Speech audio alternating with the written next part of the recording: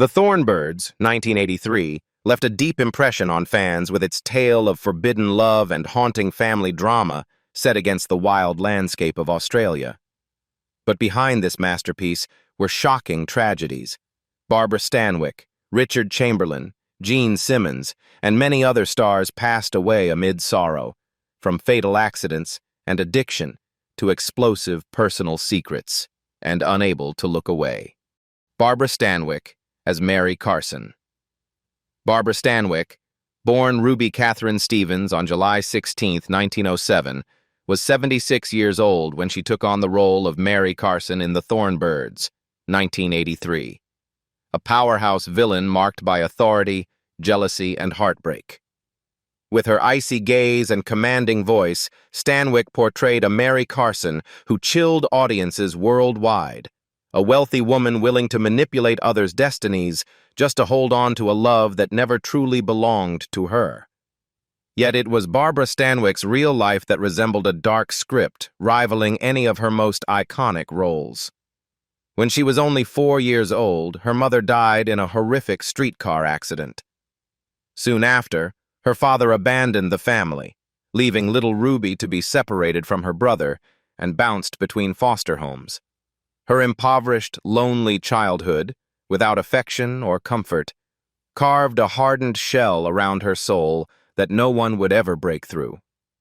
When she was just 15 years old, she underwent a desperate abortion that left her unable to have children, a secret she never publicly admitted, but which seemed to echo in her cold distance from her only adopted son.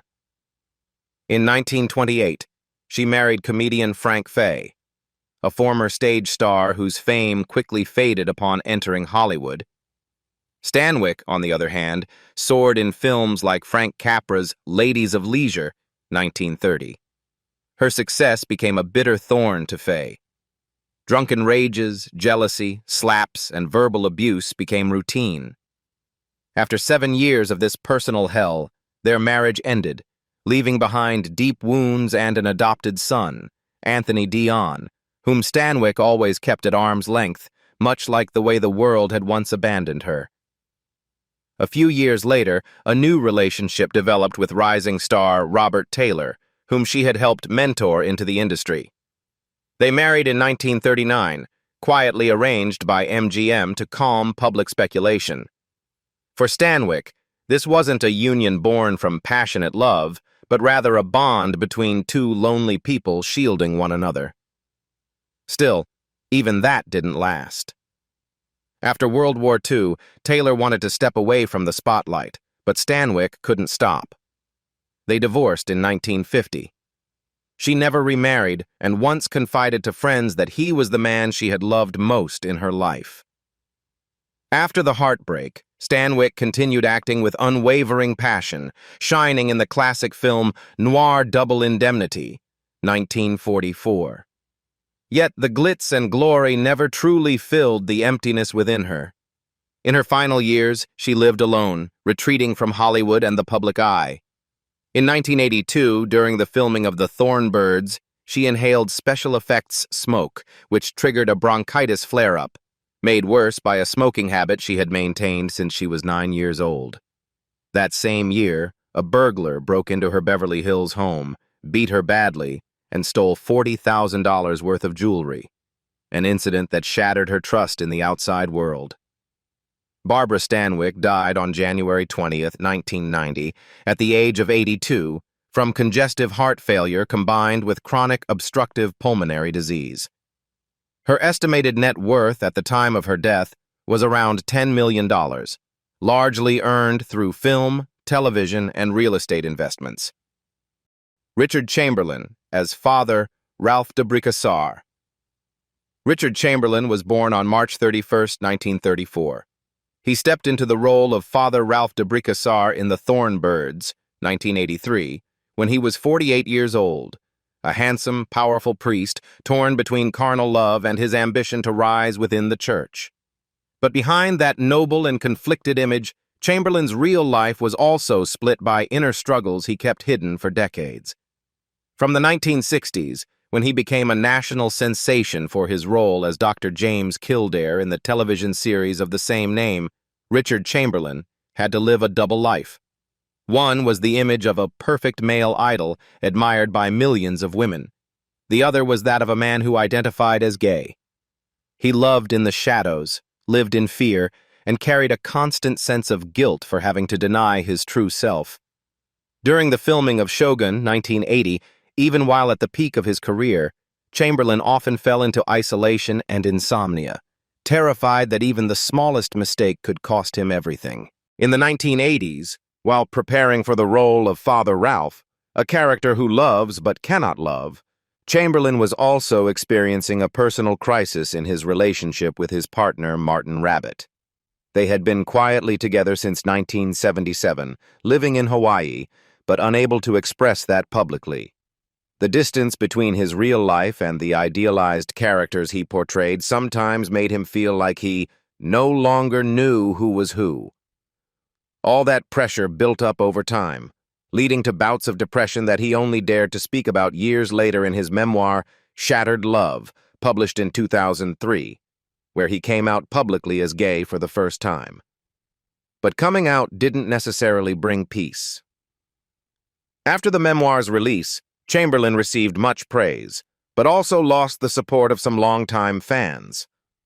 His relationship with Rabbit also began to fray. In 2010, they officially began living apart. Not because the love was gone, but because of the many unspoken wounds between them. Richard Chamberlain passed away at his home in Waimanalo, Hawaii, on March 29, 2025, just 2 days before his 91st birthday, after complications from a stroke. With no wife and no children, he died quietly, with his former partner by his side again during his final years. His net worth was estimated at around $20 million, earned over 6 decades in the arts, from Dr. Kildare to the Thorn birds, along with modest real estate investments on the Hawaiian Islands. Jean Simmons as Fiona Fee Cleary. Jean Marilyn Simmons was born on January 31, 1929. When she portrayed Fiona Fee Cleary, the long-suffering, silently enduring mother amidst wave after wave of family tragedy in The Thorn Birds, 1983, she was 54 years old. It wasn't just another television role. It felt as though Jean was channeling the quiet wounds that had lived in her soul for years. Jean Simmons rose to fame early in England, thanks to her delicate beauty and aristocratic presence. At just 21 years old, she received an Oscar nomination for her performance in Hamlet, 1948, opposite Laurence Olivier. But the brighter her star shone on screen, the darker her private life became. In 1950, after moving to the United States, Jean married actor Stuart Granger, a man 16 years her senior who was intensely jealous and controlling. That marriage lasted 8 suffocating years, during which Jean had to turn down many major roles and live in the shadow of her husband's career. She once said in an interview, "I didn't play the lead role in my own life for that entire decade."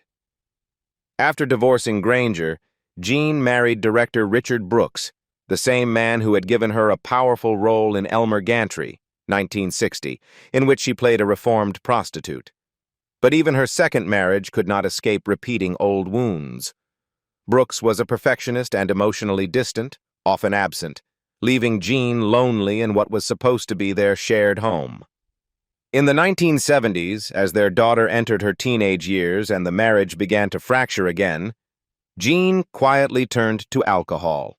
Not like an addict, but like a woman too tired and searching for shelter. During that time, even as she continued appearing in films like Mr. Budwing, 1966, and The Happy Ending, 1969, her once bright eyes on screen were now shadowed by silent scars. In her later years, she gradually withdrew from the industry, taking only a few guest roles, such as in Star Trek: The Next Generation, 1991, before retiring to a quiet life in Santa Monica. She passed away on January 22, 2010, just 9 days before her 81st birthday, after a battle with lung cancer.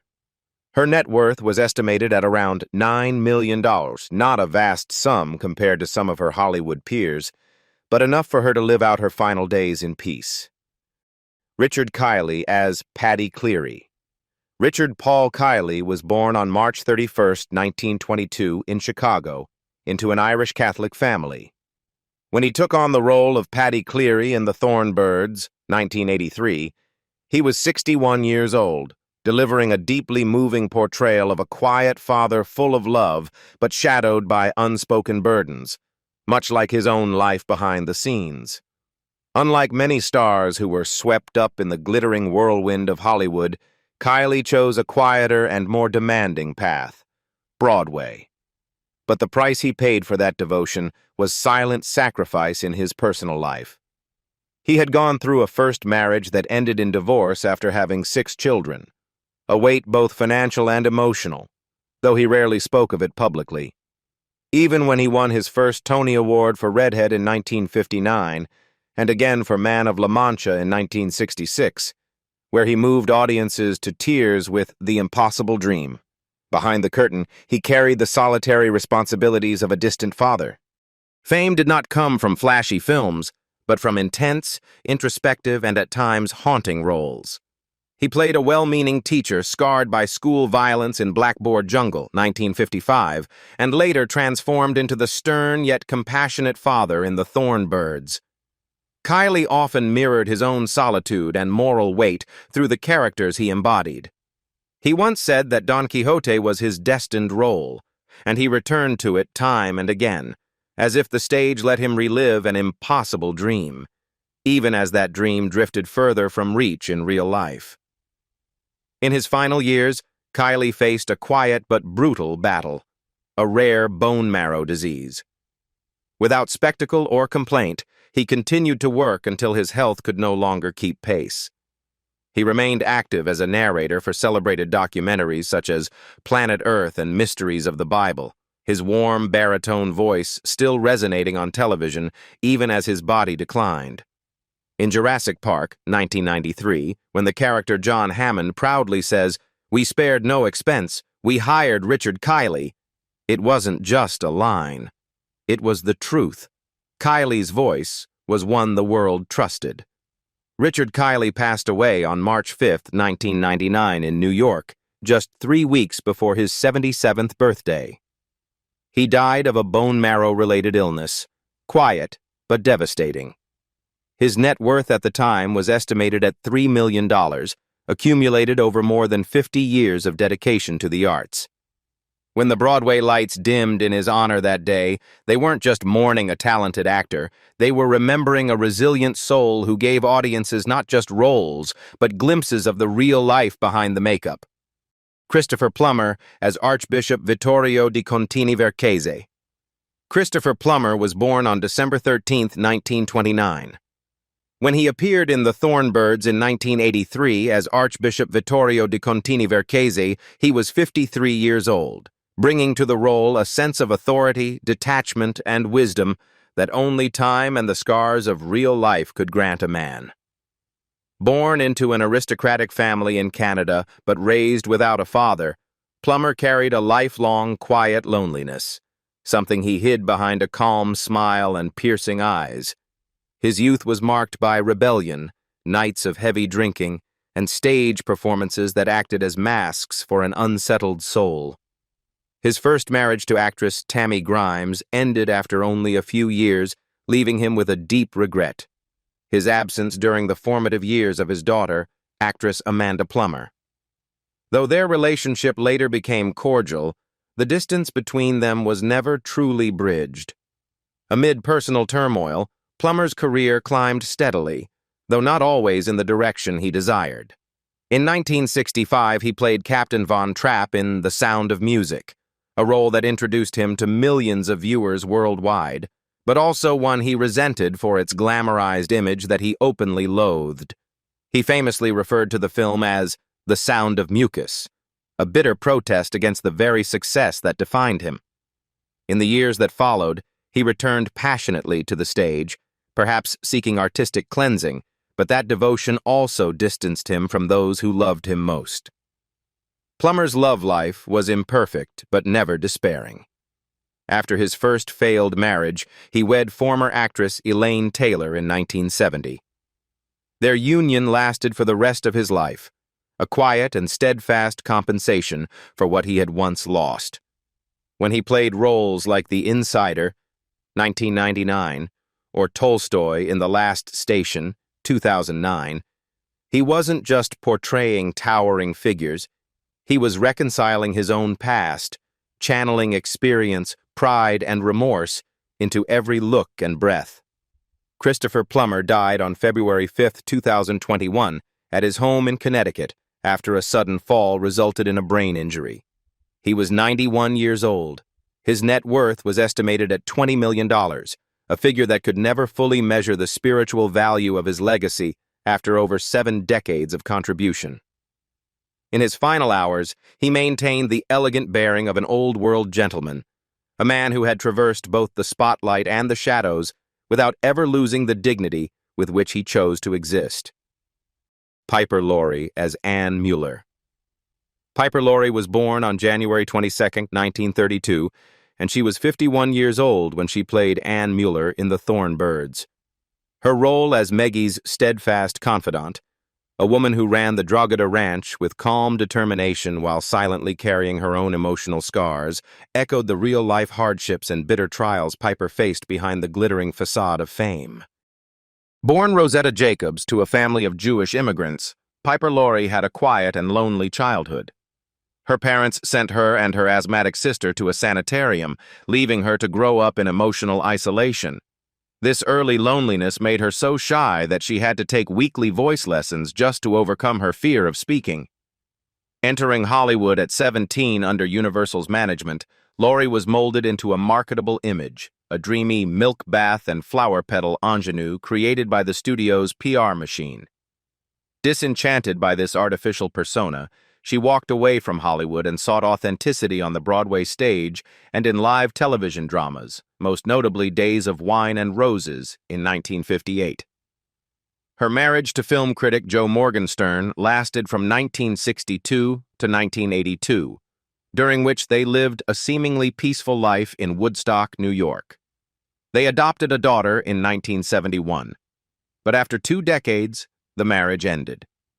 The pressure of a stalled career after her breakout success in The Hustler, 1961, where she starred opposite Paul Newman and earned her first Oscar nomination, plunged Laurie into depression. She felt suffocated by Hollywood and only truly revived her career with her role as the fanatical mother Margaret White in Carrie, 1976, which earned her a second Oscar nomination, this time for Best Supporting Actress.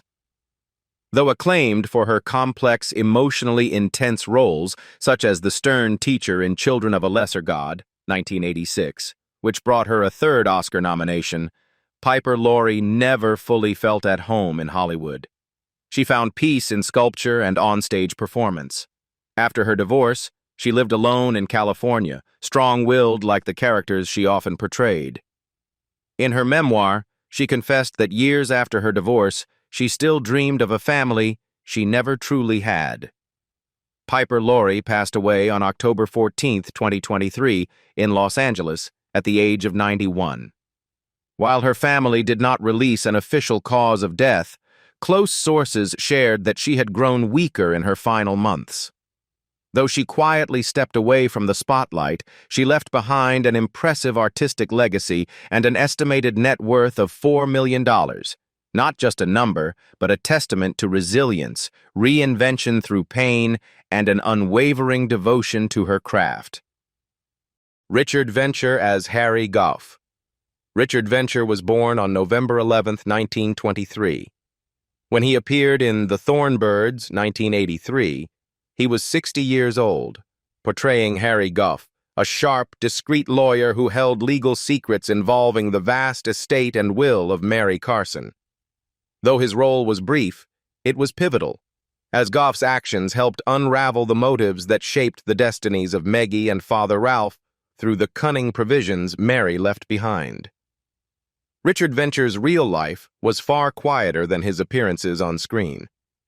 Born in New York City, he served in the U.S. Navy during World War II before making his Broadway debut in 1951 with Dinosaur Wharf. The discipline of war, The challenges of post-war life and years of steady work shaped him into a man of uncommon composure, something audiences often sensed in the calm authority of his voice and gaze. After leaving military service, Venture built a career through steady, supporting roles. He wasn't the star on the poster, but he became a familiar face in dozens of films and TV series spanning from the 1960s to the early 2000s. One of his standout performances was in All the President's Men, 1976, where he brought subtlety and depth to his character, despite not being billed as a top name. Around the same time, his first marriage to Grace Grant, lasting from 1946 to 1971, ended after they had 4 children together. In 1971, he married acclaimed African-American actress Olivia Cole, the same year Roots made waves across American television. Their interracial marriage was seen as bold in a still deeply segregated society. Yet after 13 years, the marriage ended. Friends attributed the breakup partly to both being heavily focused on their careers and also to Venture's reserved nature, which made emotional closeness difficult. He later remarried twice more, with his final wife, Catherine Catalano, remaining by his side until his death. Richard Venture passed away on December 19, 2017, at his home in Chester, Connecticut, at the age of 94. His death was attributed to natural causes and aging. Just 31 days later, his former wife Olivia Cole also passed away, a sad punctuation mark on a chapter of their shared but little discussed history. His net worth at the time of death was estimated at around $1 million, a modest sum that reflected a lifetime of integrity and hard work as a man who chose to be the steady foundation beneath others' spotlight. Rachel Ward as Meggie Cleary. Rachel Ward was born on September 12, 1957, with noble British lineage, descended from the Earl of Dudley, and was raised in the refined environment of Oxfordshire. When she took on the role of Meggie Cleary in The Thorn, 1983, she was just 26 years old. The character, a woman yearning for forbidden love with a priest, not only catapulted Ward to international fame, but also marked a turning point in both her career and personal life. On set, she met co-star Brian Brown, and a quiet yet enduring romance blossomed, one that has lasted over 4 decades to this day. Following the phenomenal success of The Thorn, Rachel Ward was thrust into a spotlight she admitted had once disoriented her.